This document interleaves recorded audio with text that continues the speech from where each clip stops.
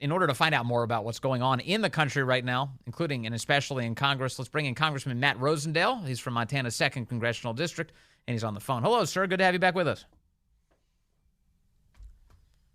Matt Rosendale. You there, sir? Uh-oh. Vince, it's great to be on with you. Oh, there he is. Hello, Congressman. You've got a busy day today. What are the things like behind closed doors? Everybody getting along? Not busy enough. I would like to be back in my committees doing my work. There's no reason that we can't conduct those affairs. Mm-hmm. And, we had a long conference, as you know now. It was like 3 hours long, lots of discussions. Look, every time we have a conference, Vince, you can be assured of several things. Number one, prayer and the pledge. Okay, that's a nice way to start off. That's nice, yeah. Number two, there will be a sports analogy. Number three, there's going to be a wartime analogy. Number four, there'll be a couple of Bible verses quoted. Mm-hmm. And then number five, that's when the cussing begins. So you have to you get all the other stuff out of the way, and then you get down to it. Oh, you must have done a lot of these. There's a full-blown formula for them now. Okay, so during the during the cussing portion. Yeah, Congressman, during the cussing portion of this, what was said? What are the key divisions right now that are keeping us from having a Speaker of the House? Honestly, I believe it's tempers. I believe it truly is that, and I think, which is what I've been saying for 10 days now, that tempers are hot, tensions are high. People are saying a lot of things that I know that they will regret saying, and so I don't take any of it to heart that any of my colleagues are saying about one another. It's like they sort of just have to get it out of their system. It's like a bad cold. They have to work it out. But once these things are worked through, I still am confident that Jim Jordan is going to be the next speaker. So, I think he's going about this in an honorable manner. He's trying to earn support from people and help them work through their differences instead of trying to use the D.C. cartel apparatus outside of the conference to basically strong-arm and intimidate people into doing things. Now, there's people, look, don't get me wrong, there's people that have had pressure imposed upon them from outside of the conference, outside of the members of Congress, but that's because of their communities that they live in. That's their constituency. And if their constituents are calling them up and saying, what the heck are you doing? How come you haven't voted for Jim? There's not a lot Jim Jordan can do about that. Is the Capitol Hill switchboard pretty busy this week? Are a lot of Americans calling in saying, put Jim Jordan in as Speaker? I think it depends on what office you're in, okay? My folks back in Montana know that I'm a Jim Jordan supporter, have been. I've been working with Jim for not just the 3 years or nearly 3 years that I've been here in Congress, but I was working with him before that. And Jim is an incredible legislator.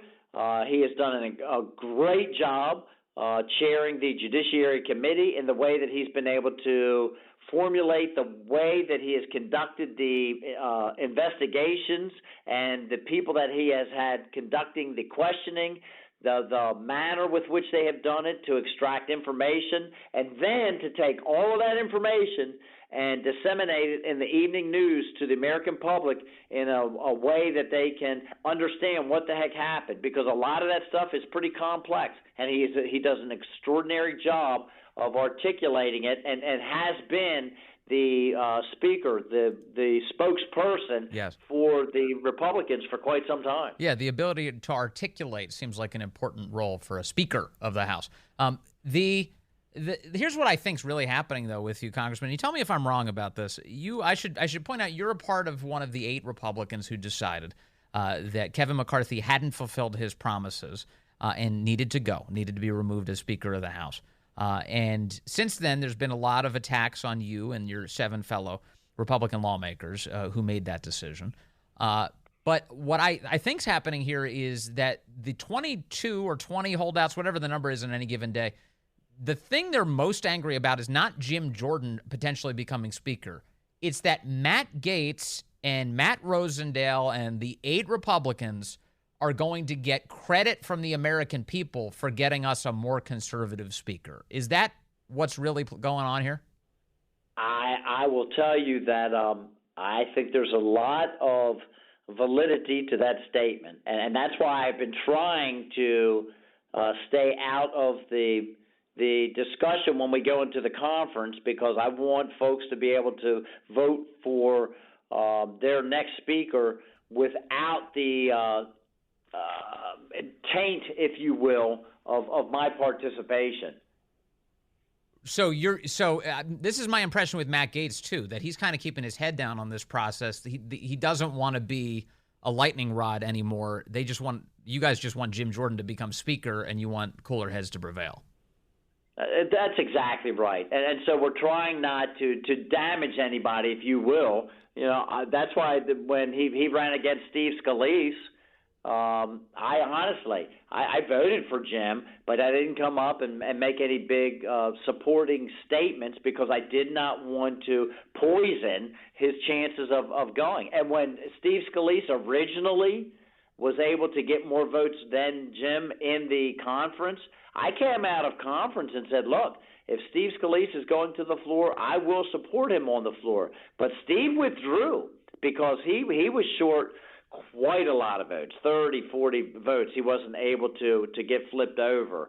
And so Jim has already come a lot farther than that, and I'm just trying to keep from poisoning the well, because I don't want someone's disdain, or opposition to me to influence their support for Jim. But here's the thing that drives all of us crazy, is that you're all adults. You're adults. You're members of Congress. You've been granted a great power by the American people to conduct the nation's business. And I've got a bunch of quotes in front of me reported today by Henry Rogers at the Daily Caller. Andy Biggs, your colleague, Congressman Andy Biggs, does believe that this is related to these holdouts are saying they don't want to be perceived as, quote, rewarding Matt Gaetz. Nancy Mace said that the members who oppose Jim Jordan are doing it, quote, purely to spite Matt Gaetz, and on here. And this, to me, it strikes me as the most petty nonsense imaginable in the midst of a country that desperately needs solid leadership at the helm. And I'll tell you something, Vince, this is exactly why I have talked about term limits, not just since my time here in Congress, but during my time in the state legislature and going all the way back to 1980. I've been on the record supporting term limits. But now that I served in the state legislature and here in Congress, I am even more so convinced, because the same relationships that people talk about that help pass legislation, number one, sometimes they help pass bad legislation because people have relationships. Number two, I have literally seen people vote against good legislation, vote against it because of who the sponsor was. Okay, that's what you call a spite vote, and it's immature. It's not productive, but it happens, and that's why I've been a big supporter of term limits, so that we can do away with that stuff. I'm a human. I'm not perfect, okay? But I try to take every single vote and cast my vote according to my convictions and allow the politics to play out, and try, my very, very, very best not to allow personalities or persons to influence that decision whatsoever. But not everybody is quite as good about that. Congressman, tonight I want to move to another issue, and this is one of the many important reasons for why there should be leadership in the House of Representatives right now. There's going to be an Oval Office address. Joe Biden is going to address the nation, they say at 8 o'clock, and then he's going to advance this idea that we need to pass, some reports say upwards of $100 billion in funding, most of which is supposed to go to Ukraine. But he'll be using Israel as the basis by which to make that argument tonight. What do you think of this move by people like Joe Biden and Mitch McConnell to use the terror attack in Israel as a basis for pushing more funding to countries that are not Israel? It is shameful. It is absolutely shameful. We have seen Joe Biden try to use every tactic possible to get more funding to Ukraine. They have already received well over $100 billion. I have been on the record as opposing sending this additional funding to Ukraine. I introduced legislation during the last Congress and reintroduced that legislation that says, you know something, until we have operational control of our southern border, that definition is in statute. Until we complete the security system that needs to be built on our southern border, until we can protect our people right here in the United States from the 100,000 deaths a year from drug overdoses, most of which are coming from fentanyl, then we shall not send additional funds to Ukraine. Over $100 billion.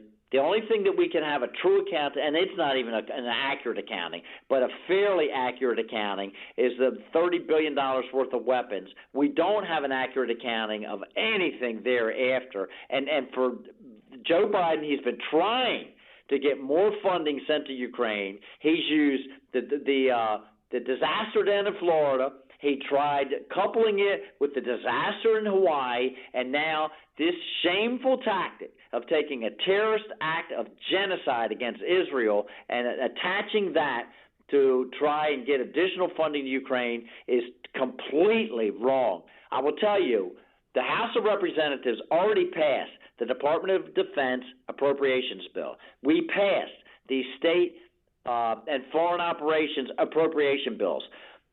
Combine those two pieces of legislation, which are over in the Senate, that Mitch McConnell and Chuck Schumer haven't been able to get, together and get passed, combined a total of $3.8 billion of aid for Israel. And you know something? I've actually talked to some people that have been over in Israel that are Israelis. They have said, we really aren't looking for a lot of additional support, but just don't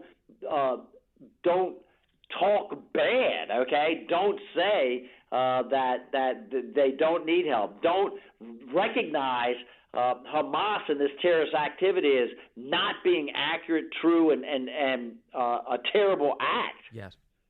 Yeah, and also the whole point of the United States supporting Israel with funding and weaponry for years has been to prepare for moments like this. That's obviously true. Speaking of that, like don't basically believe lies about Israel is what you said you're hearing. What do you make of the fact that you have a colleague called Rashida Tlaib who was standing out there yesterday inciting people to raid the Cannon House office building's rotunda by lying to them about this idea that Israel had struck a hospital, killing hundreds? She just told that lie. She started crying in front of the crowd, and that crowd would later go into the Congress buildings before they were subsequently arrested. Congressman, what do you make of that behavior? Well, I will tell you this, that the people that were arrested inside of the Cannon office building in the rotunda should be charged the same as the people that came in on January 6th into the Capitol of 2021, where they were charged with disrupting a legislative process, and should be brought before the same judges and prosecutors and treated the exact same way. This is outlandish, and for a member to participate and incite that is really bad. I mean, we still have a member from New York that pulled a fire alarm 2 weeks ago to stop the legislative work that was being done. Nothing has come of that yet. People in this country are tired of seeing this double standard.